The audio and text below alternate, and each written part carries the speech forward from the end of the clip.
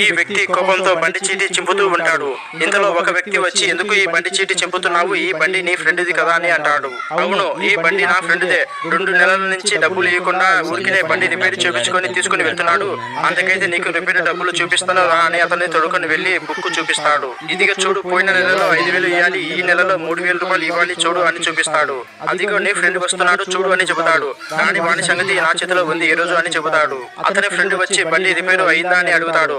ఆ బండి రిపేరు అయింది, తీసుకుని వెళ్ళు అని చెబుతాడు. ఏంది, నా బండి సీటుకి బొక్కబడింది, ఎవరు బొక్క వేశారు అని అడుగుతాడు. ఏమో నాకు తెలియదు అని చెబుతాడు. ఈ షాపులో ఉన్నది నువ్వే కదా, నీకు తెలియకుండా ఎలా బొక్కబడింది అని అడుగుతాడు.